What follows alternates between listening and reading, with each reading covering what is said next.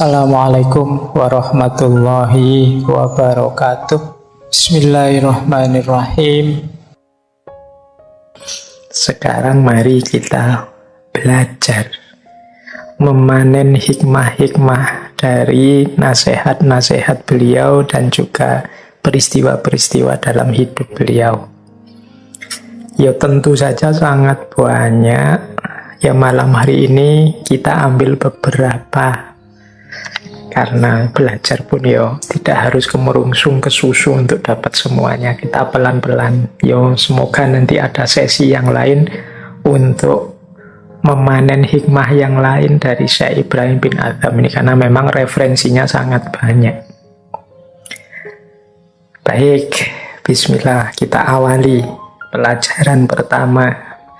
Ini ada kisah dari kitab yang judulnya kitab Rohatul Qulub. Rohatul Qulub ini karya Syekh Abdul Aziz Muhammad Sindi. Di kitab ini beliau cerita tentang Syekh Ibrahim bin Adham yang suatu ketika beliau ini bertemu seorang lelaki. Yang lelaki ini kelihatannya sedih, wajahnya layu, kelihatan bebannya banyak, masalahnya bertumpuk-tumpuk. Nah, lelaki yang wajahnya murung ini didekati oleh Syekh Ibrahim bin Adham.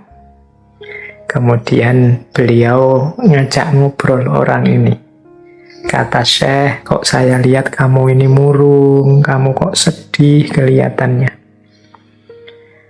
Benar Syekh, saya sedang sedih, saya banyak sekali masalah ini tumpuk-tumpuk. Rasanya dunia ini berat sekali, gelap sekali. Terus Syekh Ibrahim bin Adham, kalau begitu coba saya ingin tanya 3 hal kepadamu. Lelaki itu heran, ini ada orang sedih kok malah diberi pertanyaan. Tapi karena yang bertanya Syekh Ibrahim bin Adham yang sudah masyhur kapasitas kewalian beliau, ya tentu saja laki-laki tadi bilang, nggih silahkan, monggo Syekh kalau mau bertanya. Nah, jadi ada 3 pertanyaan yang nanti disampaikan oleh Syekh Ibrahim bin Adham. Kata Syekh yang pertama begini, pertanyaan pertama. Apakah mungkin menurutmu ada peristiwa atau perkara yang terjadi tanpa keinginan atau tanpa sepengetahuan Allah? Nah, ya tentu saja lelaki ini bukan lelaki yang tidak ngerti apa-apa, ya dia ya pernah ngaji. Nah, lelaki itu bilang, ya tidak mungkin Syekh, pasti semua yang terjadi di dunia ini atas perkenan dan sesuai dengan ketetapan dan keinginannya Allah.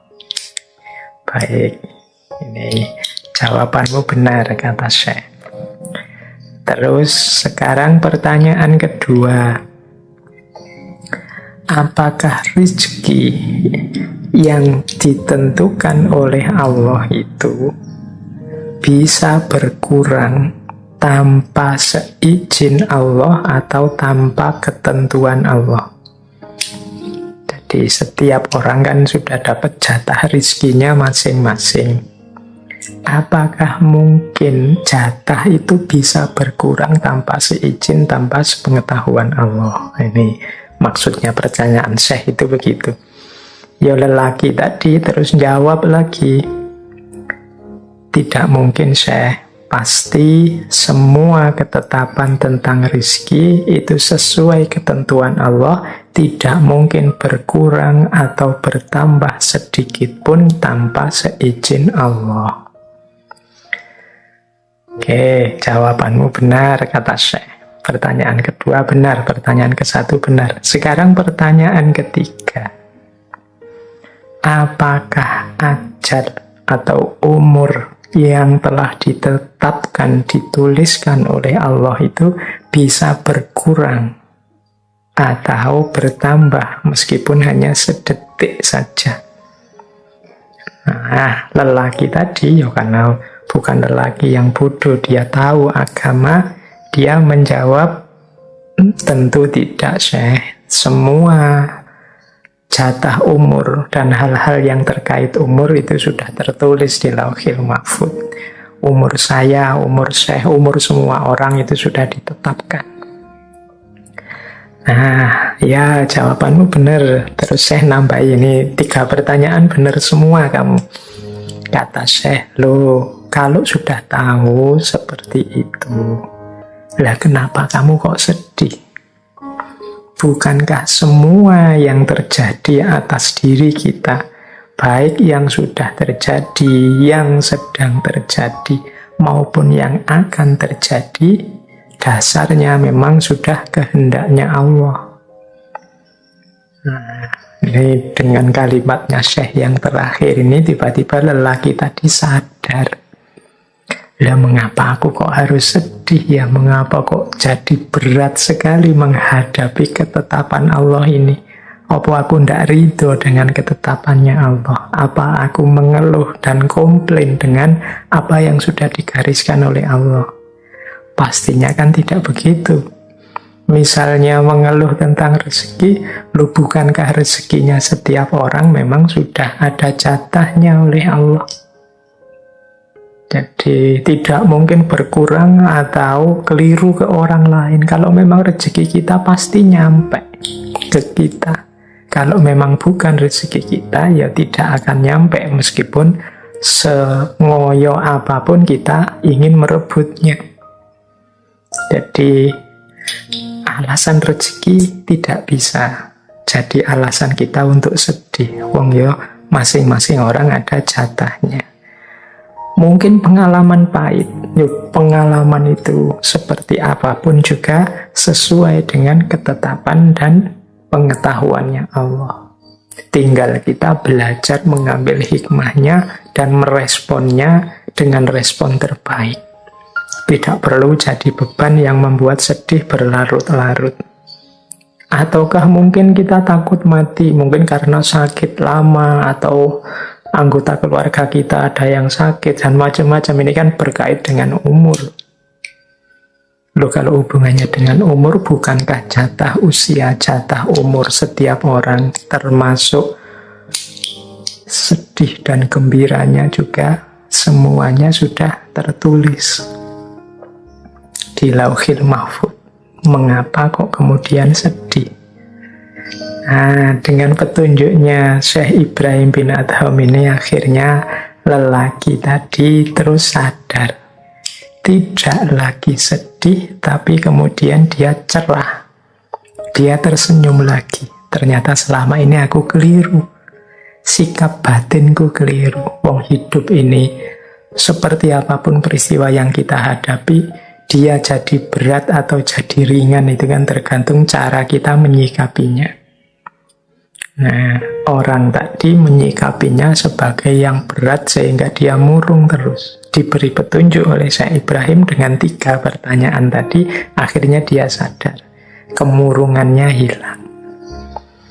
Oke, jadi ini mungkin pertama pelajaran bagi kita untuk tidak mudah mengeluh, tidak menggunakan kacamata yang negatif terhadap hidup kita, tidak menganggap apapun yang menurut kita tidak sesuai dengan keinginan kita itu sebagai sesuatu musibah hidup, sebagai sesuatu yang memberatkan hidup kita, sebagai sesuatu yang jadi alasan kita untuk tidak terima dan tidak ridho atas segala ketetapan Allah.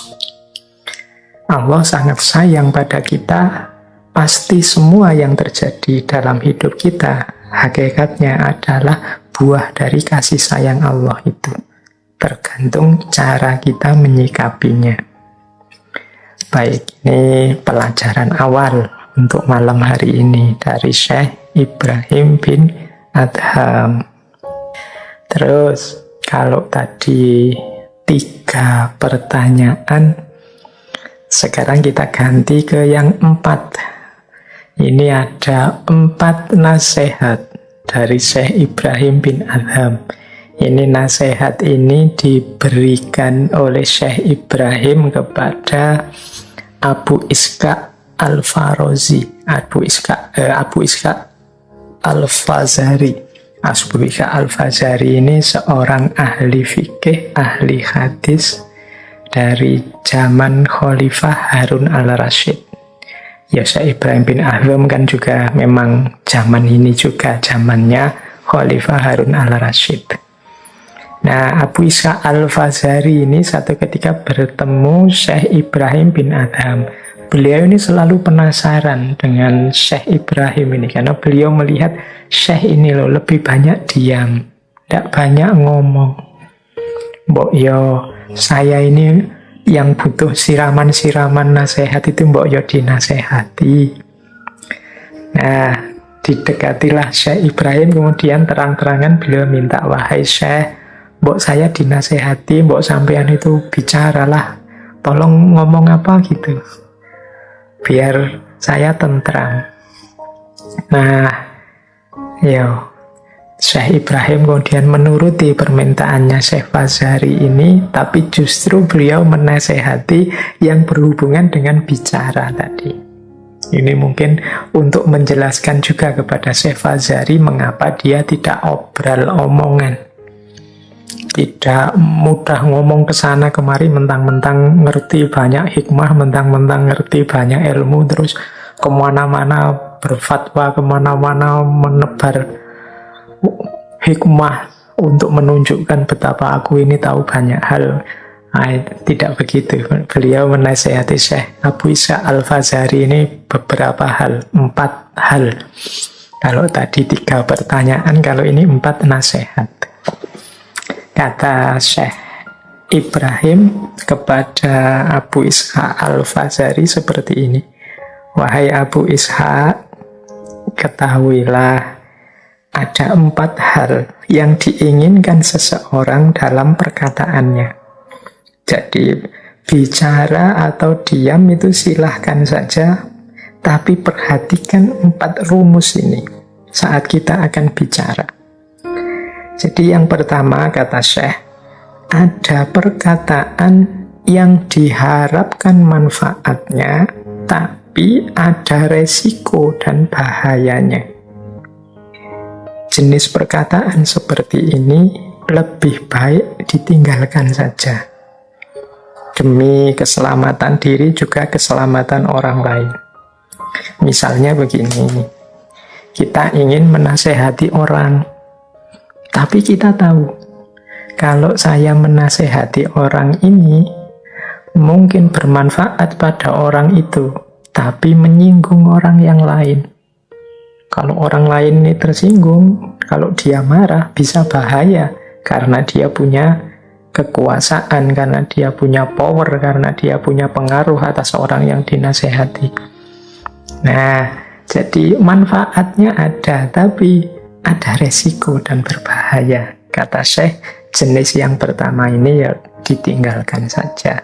Cari strategi yang lain. Mungkin ngomongnya jangan sekarang, nanti saja, kalau situasinya sudah memungkinkan. Jadi memberi nasihat yang tidak tepat itu kan seringkali malah membahayakan, malah merusak.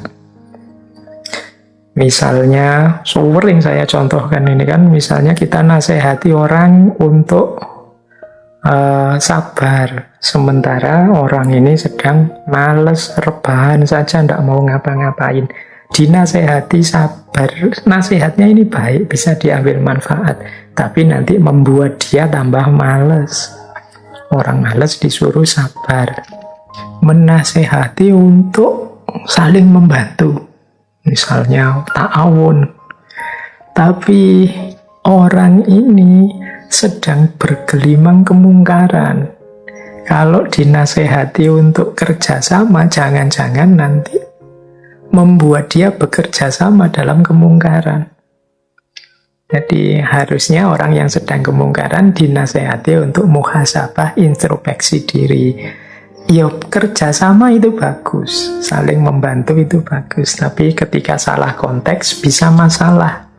Nah, ini jenis pertama. Jadi kalau ada perkataan yang diharapkan manfaatnya tapi ada resiko dan bahayanya, coba ditunda dulu. Cari momen yang terbaik. Berarti jangan ngomong. Yang kedua, ada perkataan yang tidak diharapkan manfaatnya dan tidak dikhawatirkan bahayanya. Nah, ini ya tidak ada manfaatnya sih, tapi bahayanya juga tidak ada. Ini mungkin obrolan-obrolan iseng, gurauan-gurauan yang tidak perlu. Nah, ini mungkin sesekali kita lakukan ya, tapi yo jangan banyak-banyak deh. Kata Syekh, yang seperti ini juga lebih baik dihindari agar tidak nambah masalah, tidak jadi beban bagi lisan dan anggota tubuh yang lain. Karena yang semacam ini yo isinya hanya sia-sia, menghabiskan waktu belaka. Jadi ini jenis perkataan kedua. Tidak ada manfaatnya tapi juga tidak ada bahayanya. Ya mungkin sekali-sekali ya untuk meringankan hidup kita. Tapi jangan terus-terusan karena tidak ada gunanya. Ini jenis kedua. Berarti yang kedua juga ya lebih baik diam daripada buang waktu bicara yang tidak ada gunanya. Kalau yang pertama tadi, daripada bicara yang beresiko meskipun baik. Nah yang ketiga, ada jenis perkataan yang tidak diharapkan manfaatnya, tapi bahayanya besar. Jadi tidak ada gunanya, malah bahaya. Mungkin isinya caci maki, mungkin isinya fitnah, menyinggung orang lain. Ini kan tidak ada manfaatnya. Dan bahayanya besar. Jenis yang ketiga ini harus ditinggalkan. Wong manfaatnya ndak ada, malah dapat bahaya. Dengan kata-kata kita panen bahaya, dengan kata-kata kita panen dosa, dengan kata-kata kita panen kemungkaran. Kalau yang ketiga ini sudahlah, tinggalkan saja. Jadi yang pertama lebih baik ditinggalkan, mencari momen yang tepat. Yang kedua lebih baik ditinggalkan karena sia-sia. Yang ketiga harus ditinggalkan karena berbahaya. Yang keempat baru perkataan yang banyak manfaatnya dan tidak dikhawatirkan bahaya atau efeknya. Jenis keempat inilah yang harus kita hidupkan, kita biasakan. Jadi pastikan setiap kali bicara yang kita sampaikan itu bermanfaat dan tidak ada efek samping bahayanya atau resikonya. Ini pelajaran dari Syekh Ibrahim bin Adham sekaligus menjawab rasa penasarannya Abu Ishaq Al-Fazari. Wong Syekh Ibrahim ini wali yang diikuti banyak orang, kok malah pendiam, tidak banyak bicara, tidak banyak omong. Ya mungkin beliau ingin agar bicara itu senantiasa tepat. Ya jenis yang keempat tadi, ya manfaat dan tidak ada efek sampingnya. Kalau manfaat tapi ada efek sampingnya yang negatif berbahaya, ya dipending dulu, ditunda dulu, nyari momen yang tepat. Kalau tidak ada manfaatnya dan juga tidak ada efek samping bahayanya juga, ya berarti ini omongan yang sia-sia saja, buang-buang waktu saja. Ya kalau bisa dihindari, kalau ada yang lebih penting, waktunya diisi dengan yang lebih penting.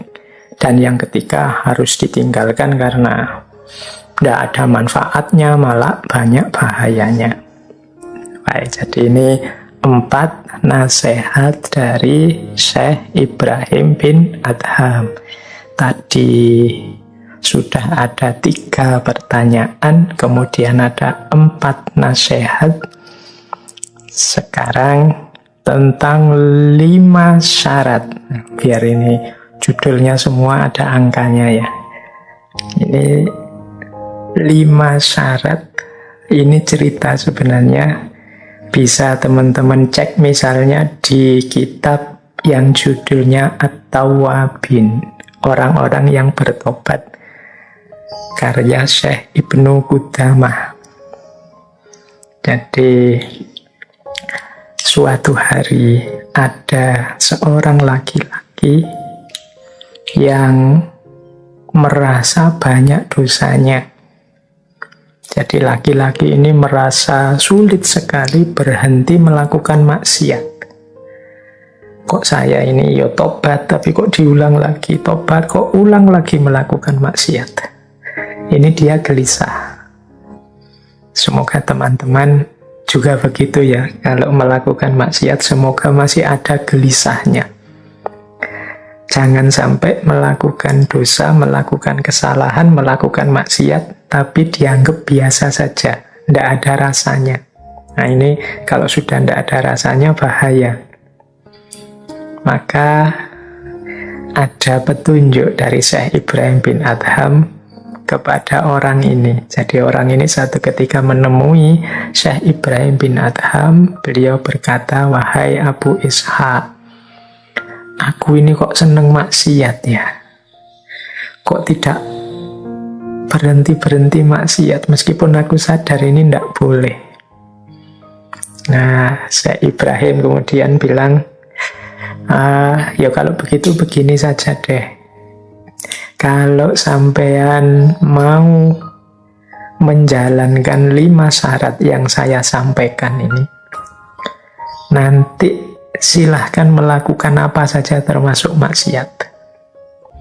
Jadi asal coba dipenuhi 5 syarat ini. Nah, orang ini ya penasaran loh, apa ada ajaran pengecualian untuk maksiat. Tapi karena yang berkata Syekh Ibrahim bin Adham yang sudah masyhur, mau tidak mau harus menerima. Baik Syekh, kira-kira syaratnya apa? Dia ini ingin tahu.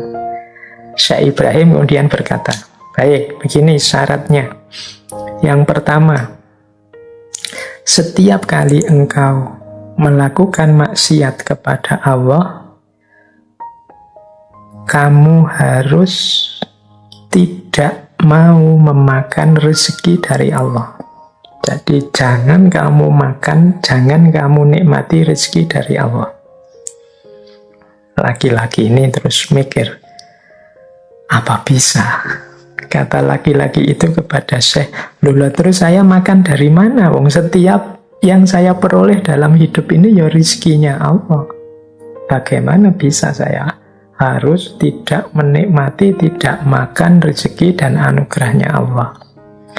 Syekh Ibrahim terus jawab begini, ya lah kalau kamu sudah paham begitu, apa ya kamu itu pantas rezekinya dimakan, anugerahnya dinikmati, tapi larangannya tetap dilanggar.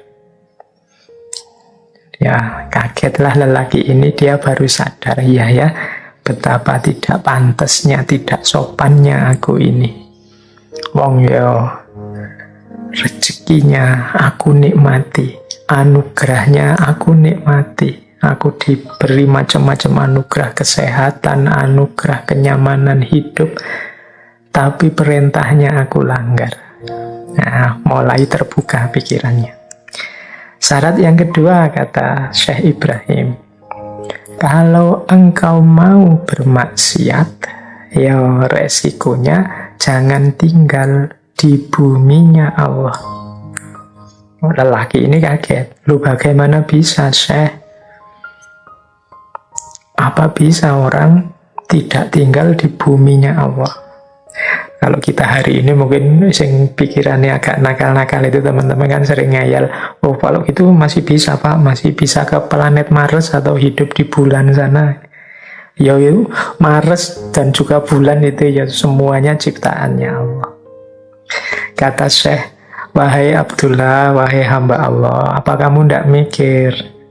Kamu itu yo makan rezekinya, yo tinggal di tempat yang disediakan olehnya untuk kita, tapi kok masih asik saja melanggar larangannya. Itu mudahnya disediakan tempat tinggal, dijamin hidupnya, tapi masih tega kita melanggar larangan-larangannya. Nah, itu kan betapa kita ini tidak logis, tidak masuk akal, tidak ngerti kepantasannya orang hidup. Nah, tambah sadar lelaki ini. Yang ketiga, kata Syekh Ibrahim, nambah lagi karena tadi kan 5 syaratnya. Kalau engkau masih saja ingin bermaksiat, sekarang gini saja deh, cari tempat yang tidak terlihat oleh Allah. Nah, orang ini terus mikir, terus dia jawab, wahai Syekh Ibrahim, mana ada. Bersembunyi dimanapun ya tetap Allah itu tahu. Nah, dijawab oleh Syekh, lah iya kalau memang demikian apa kamu ndak malu? Sudah dijamin macam-macam tadi, kemudian terang-terangan melanggar di depan Allah. Wong Allah selalu tahu apapun yang kita lakukan. Apa kamu ndak malu bermaksiat padahal sadar Allah sedang melihatmu? Nah, orang ini tambah sadar kekeliruan persepsinya dengan selalu melaksanakan maksiat. Terus begini kata Syekh, dilanjutkan yang keempat, kalau nanti malaikat maut datang hendak mencabut nyawamu, katakan padanya, wahai malaikat, tolong ditunda sebentar, saya tak tobat dulu. Saya mau melakukan amal soleh dulu sebentar saja, biar dosaku bersih, aku tak tobat dulu. Nah, jadi orang laki-laki ini terus mikirnya, ya Syekh, ya tidak mungkin Syekh. Mana ada malaikat maut menunda dan memenuhi permohonanku, tidak jadi mencabut nyawaku. Terus kata Syekh, ya kalau kamu sudah tahu begitu, lah mengapa kamu menunda-nunda untuk segera bertobat? Segera tidak menjalankan maksiat lagi, segera beramal soleh. Bukankah ajal dan umur itu bisa datang tiba-tiba saja? Bagaimana engkau bisa tetap santai melakukan kemaksiatan-kemaksiatan? Terus kata Syekh, yang kelima, nanti kalau malaikat penjaga neraka menggiringmu untuk masuk neraka di hari kiamat, jangan mau dimasukkan neraka. Kamu ngeyelo, kamu bantah dia. Laki-laki ini terus bilang, ya Syekh, wahai Abu Ishaq, ya pasti tidak bisa. Kalau memang hisabku membawaku ke neraka, pasti aku akan masuk ke neraka. Laki-laki ini semakin sadar sampai kemudian dia nangis. Cukup wahai Syekh, memang aku ini tidak tahu diri. Memang aku harusnya bertobat dari dulu. Harusnya aku malu dengan segala kemaksiatanku. Jadi ini mungkin pelajaran ya bagi kita semua, teman-teman yang mungkin sekali-sekali atau dua kali atau malah sering hidup kita diwarnai oleh dosa-dosa maksiat-maksiat.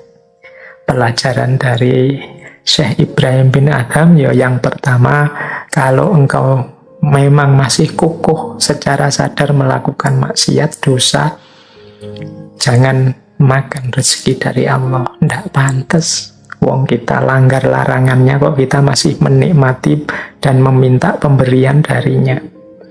Yang kedua, jangan tinggal di buminya. Itu namanya tidak tahu diri. Wong kita langgar perintahnya kok kita masih tinggal di tempat dan fasilitas yang diberikannya. Kemudian cari tempat yang Allah tidak tahu. Ini juga semakin sulit. Di mana tempat Allah tidak tahu?